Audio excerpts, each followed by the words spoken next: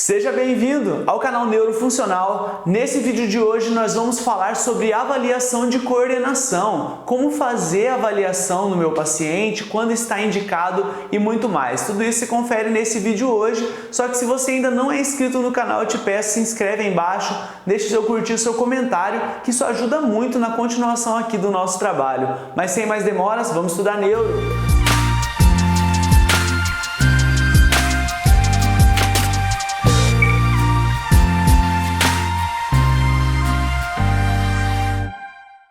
Antes de falarmos como fazer a avaliação em si, é importante nós entendermos que a avaliação de coordenação ela está indicada principalmente para aqueles casos de ataxia, ou seja, de descoordenação.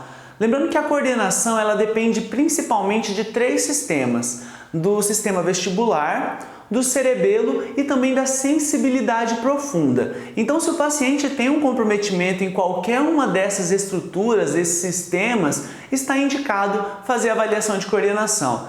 Isso não quer dizer que se o paciente tem uma lesão em outro local, por exemplo, no córtex frontal, paciente com paresia leve, eu não posso avaliar a coordenação. Até pode, mas a principal indicação está para esses casos específicos. Lembrando também que pacientes que têm lesões nessas estruturas, nesses sistemas, normalmente também têm déficits de equilíbrio, mas nesse vídeo de hoje eu vou me ater apenas à avaliação de coordenação e no próximo vídeo nós falamos sobre a avaliação de equilíbrio.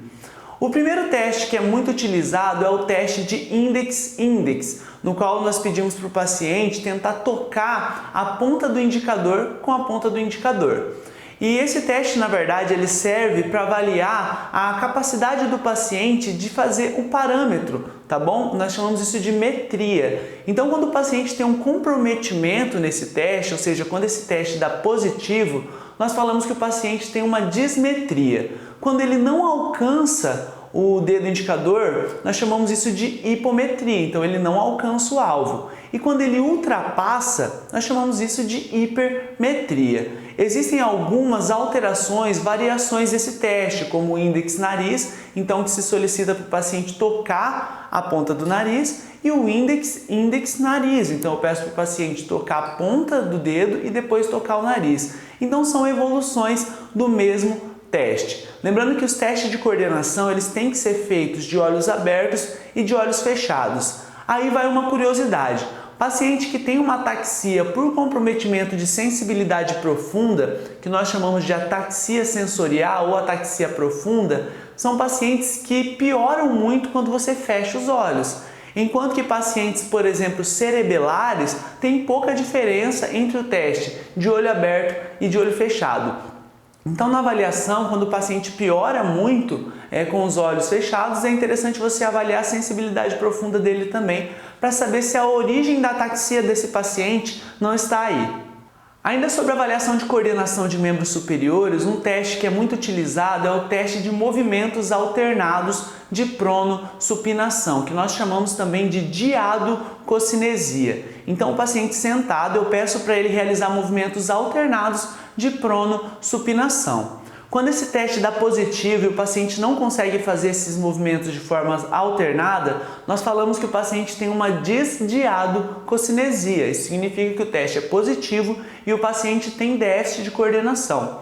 Já para avaliar os membros inferiores, um teste que é muito utilizado é o teste de calcanhar-joelho, no qual o paciente em decúbito dorsal, nós solicitamos para ele realizar um movimento de alcançar a ponta do calcanhar até o joelho. Então ele vai deslizando o calcanhar na região anterior da tíbia até o joelho. Se o paciente não consegue fazer esse movimento, nós falamos que ele tem um déficit de coordenação nos membros inferiores e esse teste é positivo.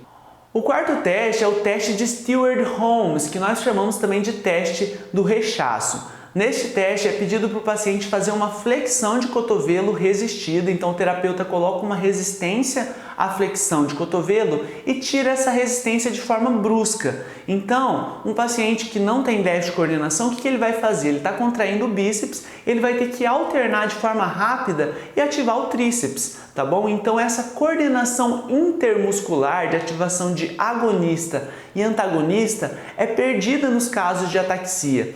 E lembrando que é muito importante o terapeuta ficar com uma mão à frente para proteger o rosto do paciente, porque se esse teste der positivo, negativo, ele pode levar a mão em direção ao rosto e até levar um soco aí, tá bom? Então é muito importante isso.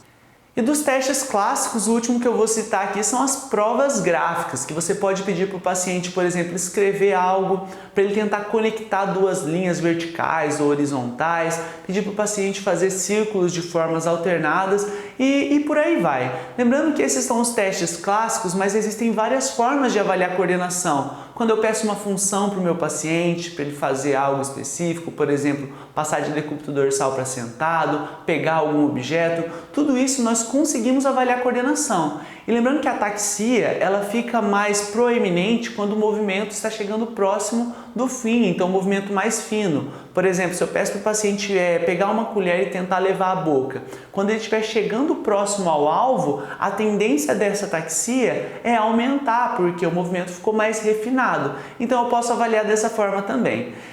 Espero que você tenha gostado desse vídeo. Comenta aí embaixo como que você avalia a coordenação. Lógico que não dá para colocar tudo aqui nesse vídeo, é só para ter algumas ideias, tá bom? E se você gostou, não deixa de se inscrever no canal, gente. Isso ajuda muito na continuação aqui desse nosso trabalho, que é um trabalho gratuito aqui que eu estou gravando aula para vocês há quase 3 anos, tá bom? Um grande abraço, até a próxima!